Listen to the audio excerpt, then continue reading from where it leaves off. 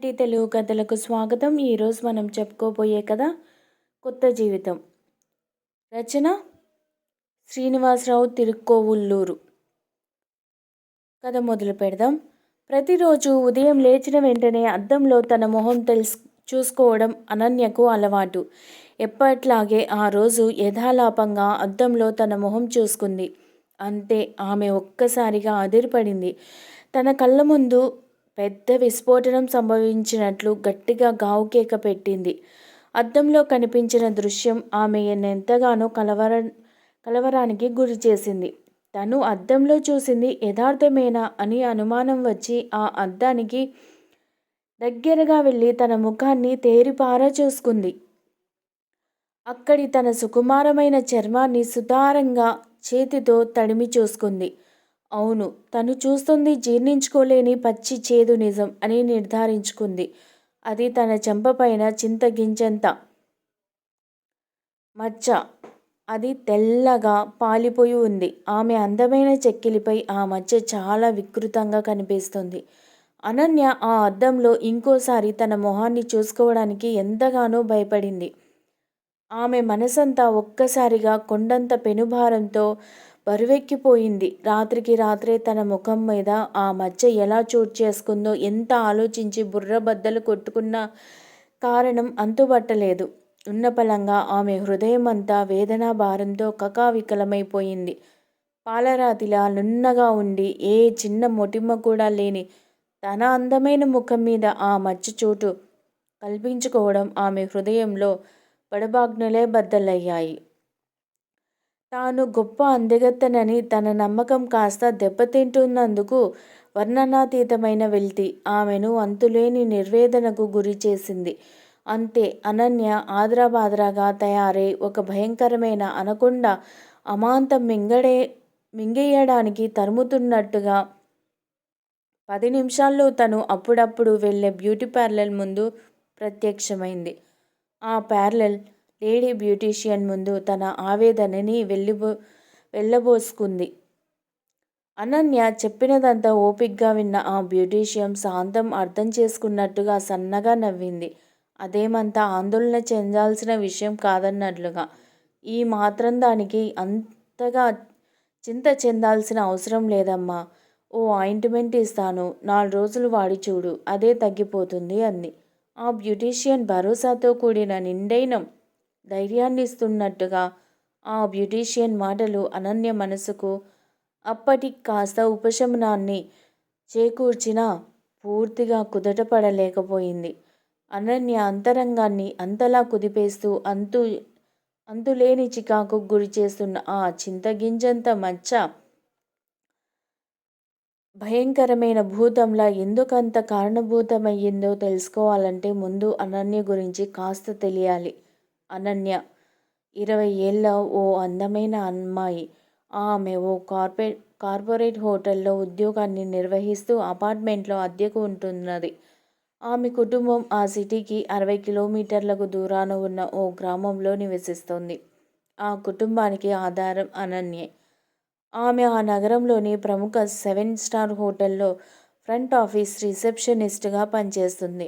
ఆమె ప్రస్తుతం చేస్తున్న జాబ్ కోసం వచ్చిన సుమారు 100 మందికి పైగా అందమైన అమ్మాయిలను పక్కకు నెట్టేసి ఆ అరుదైన అదృష్టం ఆమెను మాత్రమే వరించింది.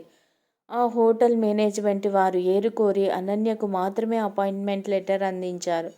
దానికి ఒకటే కారణం, అనన్య ఒక అద్భుతమైన అందాల రాశి. ఆ సృష్టికర్త అహర్నిశలు శ్రమించి ప్రత్యేక శ్రద్ధాశక్తులతో పోతపోసిన అపరంజి బొమ్మలా ఉంటుంది. ఎవరైనా సరే మళ్ళీ మళ్ళీ చూడాలనిపించేంతటి అబ్బురపరిచే అందం అనన్య సొంతం. సాటి స్త్రీలు సైతం అసూయతో రగిలిపోయేంతటి అద్భుత సౌందర్యం అనన్యది. ముట్టుకుంటే మాసిపోయే ఆమె రూపం ఒక్క మాటలో చెప్పాలంటే అపురూపం. పేరుకు తగ్గట్టుగానే అనన్యం. తన చెక్కిలిపై ఈ మచ్చ రోజు రోజుకు ఇంతింతై వటుడింతై అన్నట్లు మరింత పెద్దదై తను అనాకారిగా మారిపోతే తనను జాబ్లోంచి ఖచ్చితంగా తీసేస్తారు. అప్పుడు తన కుటుంబం పరిస్థితి? కేవలం తన సంపాదనతోనే చదువు కొనసాగిస్తున్న తమ్ముడు చెల్లెలు ఆమె కళ్ళ ముందు లీలగా కదిలాడారు. వారిద్దరిని పెద్ద చదువులు చదివించి గొప్ప ప్రయోజకుల్ని చేస్తానని అమ్మకు తను చేసిన ప్రమాణం పదే పదే గుర్తుకు వస్తోంది. అలాగే అమ్మ ఒకానొక రోజున తన తాగుబోతు భర్త పెట్టే హింసలకు బాధలను సహించి ఇక భరించే ఓపిక నశించిపోయి నాన్నతో తెగదెంపులు చేసుకుంది.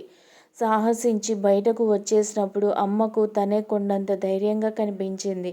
ఇక ముందు కూడా అమ్మ తనపై పెట్టుకున్న ఆ అపారమైన నమ్మకం ఎట్టి పరిస్థితుల్లోనూ సడలిపోకూడదు అనుకుంది. అనన్య అంత స్థిరంగా కేవలం తను చదివిన డిగ్రీ చదువుకి అంత మంచి జాబ్ దొరకడం కేవలం తన రూపలావణ్యాలే కారణమని అనన్యకు బాగా తెలుసు. తూగినీగల్లాంటి ఆలోచనలు రొదపెడుతూ ఆమె బుర్రని తొలిచివేస్తున్నాయి. ఆ బ్యూటీషియన్ అనన్యని పొడవాటి రివాల్వింగ్ చైర్లో పడుకోబెట్టి అనన్య ముఖ చర్మాన్ని కొద్దిసేపు పరిశీలనగా చూసి ఏదో స్ప్రే కొట్టి కొన్ని టిష్యూ పేపర్లతో శుతిమెత్తగా శుభ్రం చేసి ఓ క్రీమ్ రాసింది. అనంతరం ఆ ఆయింట్మెంటుకు అనన్యకు ఇస్తూ ఫేస్ వాష్ చేసుకొని 2 పూటలా ఆ మచ్చ మీద అప్లై చేయమంది.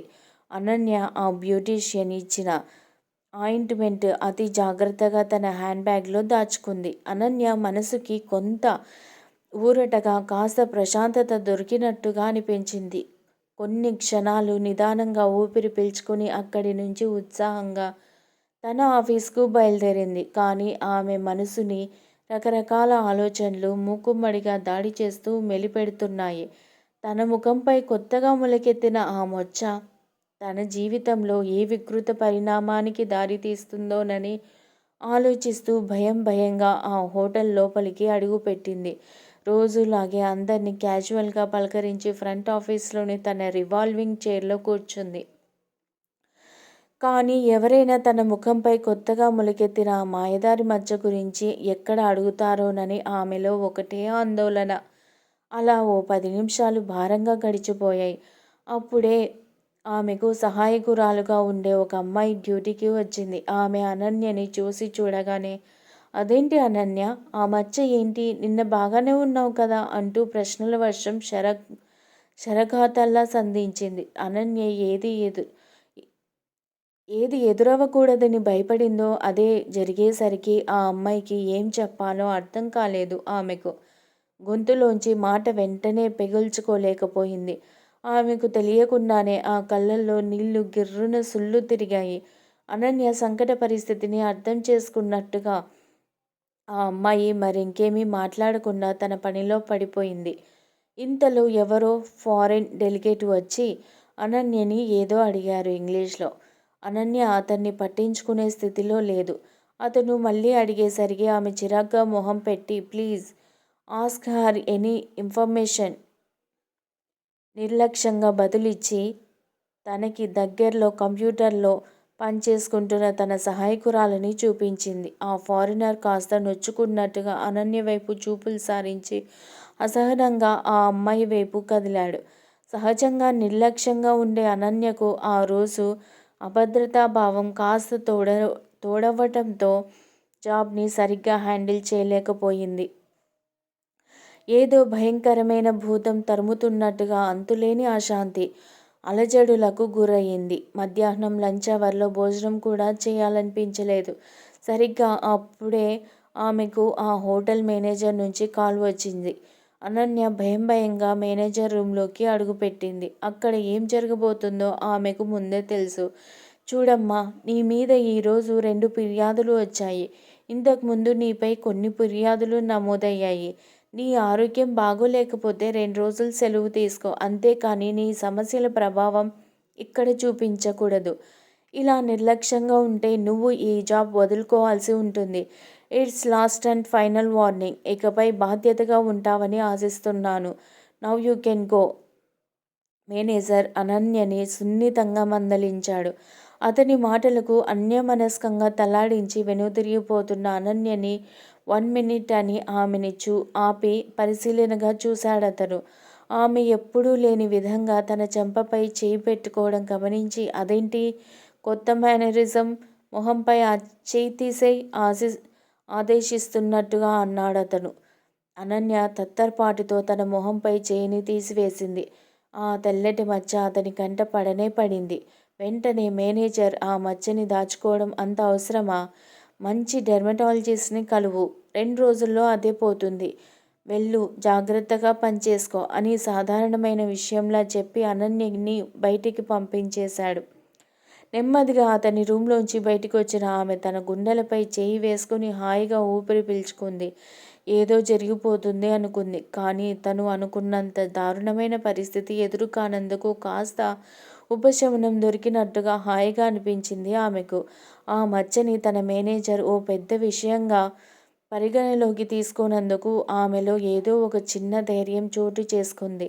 అనన్య మధ్యాహ్నం నుంచి అతి కష్టం మీద ఏ ఆలోచనలు దరిచేరకుండా కేవలం డ్యూటీ మీదే దృష్టిని నిలిపి ఆ రోజుకి ఎలాగో ఒకలాగా తన ఉద్యోగ బాధ్యతలను పూర్తి చేసింది. అనంతరం ఆటోలో తనుండే అపార్ట్మెంట్ ముందు దిగింది చెప్పలేనంత నిస్సారంగా. ఆ మచ్చ గురించి ఆలోచిస్తూ లిఫ్ట్ దగ్గరగా నెమ్మదిగా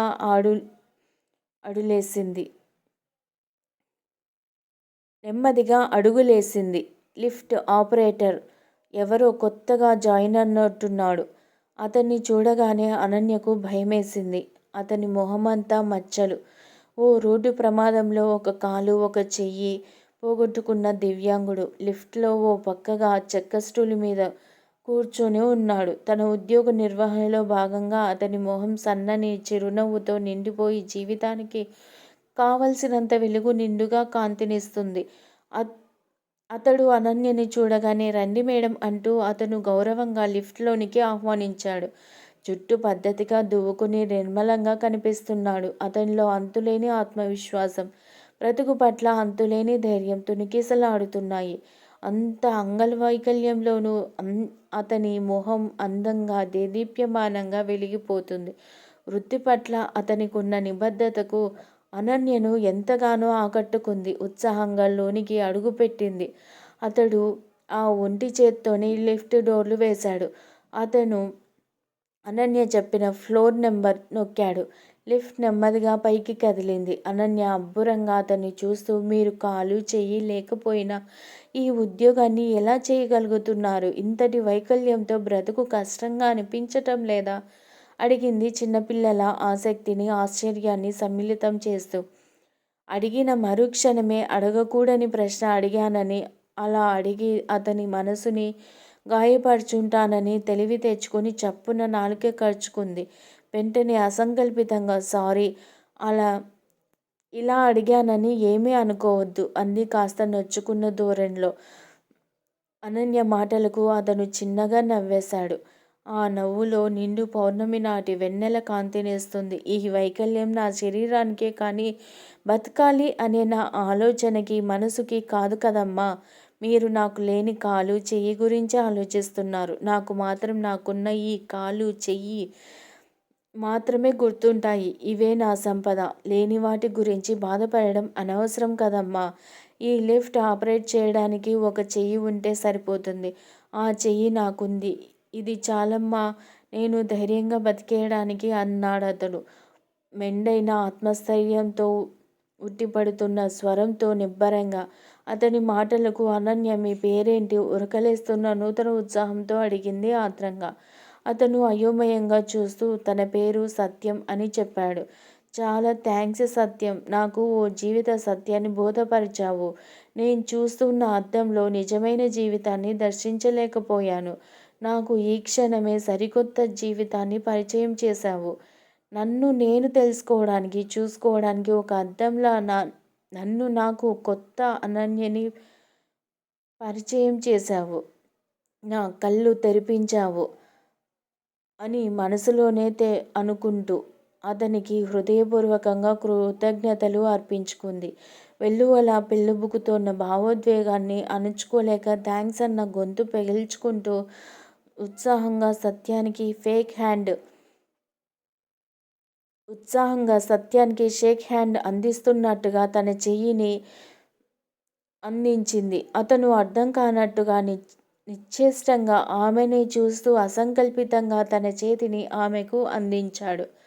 ఇంతలో తను దిగాల్సిన ఫ్లోర్ రావడంతో అనన్య ఆ జీవితానికి సరిపడా జ్ఞానాన్ని ప్రోధి చేసుకున్నట్టుగా ఇది వరకెన్నడూ ఎరుగని నూతన ఆనందోత్సాహాలతో తన ఫ్లాట్ వైపు అడుగులు వేసింది. ఏదో తెలియని ధైర్యంతో. ఆ రాత్రి అనన్య పడుకునే ముందు ఆ బ్యూటీషియన్ ఆ మచ్చపైన ఆయింట్మెంట్ రాసుకోమన్న విషయం గుర్తుకు వచ్చి గబగబా తన హ్యాండ్ బ్యాగ్లోంచి దాన్ని తీసి బాల్కనీ దగ్గరగా వెళ్ళి బలంగా బయటికి విసిరికొట్టింది. అప్పుడు ఆమె మనసుకెంతో హాయిగా అనిపించింది. అనన్య ఆ రోజు రాత్రి తన జీవితంలో ఎన్నడూ లేనంత ప్రశాంతంగా నిద్రపోయింది. ఎప్పట్లాగే ఉదయాన్నే లేచి యథాలాపంగా అద్దంలో తన మొహం చూసుకుంది. ఆ మచ్చ అలాగే ఉంది. వెక్కిరిస్తున్నట్టుగా కనిపించింది. ఆ మచ్చని బేఖాతరు చేస్తున్నట్టుగా అద్దంలో తనను తాను అలా చూసుకుని హాయిగా నవ్వుకుంది. మనసును కమ్ముకున్న నైరాశ్యపు తెరలు నెమ్మదిగా తొలగిపోతున్న అనిర్వచనీయమైన భావన ఆమెలో.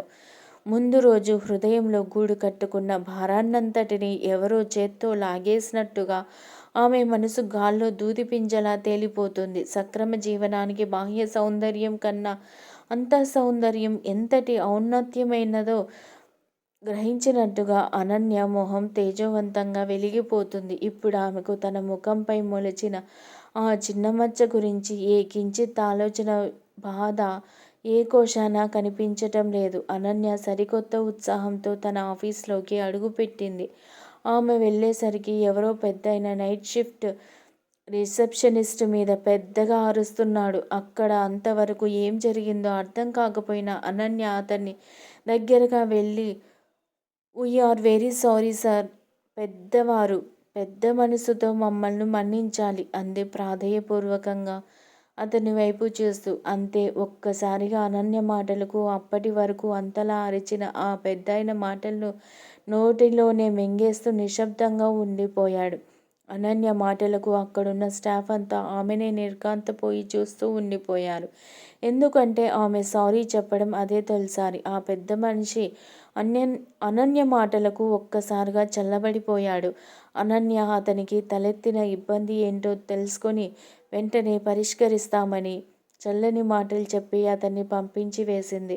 అప్పుడే అక్కడికి వచ్చిన ఆ హోటల్ మేనేజర్ అనన్యని ప్రశంసాపూర్వకంగా చప్పట్లు చరుస్తూ keep it up Ananya, you are very nice, you have a bright future అంటూ ముందుకు వెళ్ళిపోయాడు. సడలిపోని నమ్మకం, అపరిమితమైన ఉత్సాహం, అప్రతిహతమైన అనంతమైన మనోధైర్యం, అన్నింటినీ మించి పరిపూర్ణ వినయ విధేయతలను సంతరించుకున్న అనన్య అందర్నీ ఆహ్లాదకరమైన చల్లటి చిరునవ్వులతో పలకరిస్తూ సార్వజనీనమైన ప్రేమలను మాటలతో పంచుతూ పలకరిస్తూ చెక్కు చెదరని ఆత్మవిశ్వాసంతో తన విధి నిర్వహణలో మమేకపోయింది.